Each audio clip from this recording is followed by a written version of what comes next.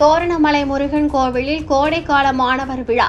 தென்காசி மாவட்டம் கடையம் அருகே அமைந்துள்ளது தோரணமலை ஸ்ரீ முருகன் கோவில். இந்த கோவிலில் கோடை விடுமுறையில் ஞாயிறு தோறும் மாணவர்களுக்காக சிறப்பு நிகழ்ச்சிகள் நடத்தப்பட்டு வருகிறது.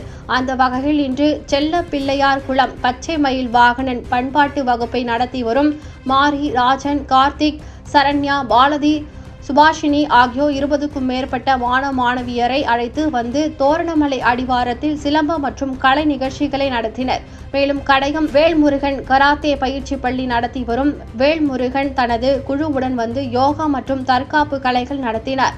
அதன் பின்பு தோரணமலை வந்திருந்த மாணவ மாணவியருக்கு தற்காப்பு கலைகளை கற்றுக் கொடுத்தார். விழாவின் சிறப்பு விருந்தினராக இயக்குனரும் நடிகருமான பாரதி கண்ணன் கலந்து கொண்டு நர்ஸ் சான்றிதழ்களை மாணவ மாணவியர்களுக்கு வழங்கினார். அவர் பேசும்போது புதிதாக அமைந்துள்ள விஜய் அரசு கிராமப்புற மாணவ மணிகளின் கல்வித்தரம் உயரும் வகையில் பல்வேறு சிறப்பு கட்டமைப்புகளை உருவாக்க வேண்டும். நகரத்தில் பயிலும் மாணவ மாணவியரோடு இவர்களுக்கு போட்டி போடும் வகையில் கல்வித்தரம் மேம்பட தேவையான நடவடிக்கைகளை எடுக்க வேண்டும் என்றார். மேலும் மாணவ மாணவிகள் பயன்பெறும் வகையில் கல்வி சம்பந்தப்பட்ட ஆலோசனைகளையும் வழங்கினார். அவர் முக்கியமாக தோரணமலை கோவிலில் கல்வி, ஆன்மீகம் என இரண்டையும் வளர்த்து வரும் கோயில் அறக்காவலர் செண்பக ராமனை பாராட்டியும் பேசினார்.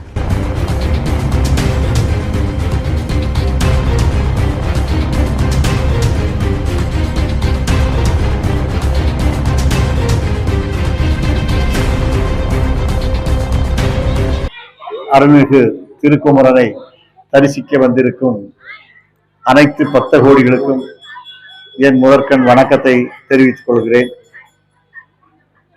ஐயா ஆதிநாராயணன் அவர்கள் இந்த கோயிலுக்கு பெரும்பாடுபட்டு மக்கள் அனைவரும் இந்த முருகனை தரிசிக்க வேண்டும்,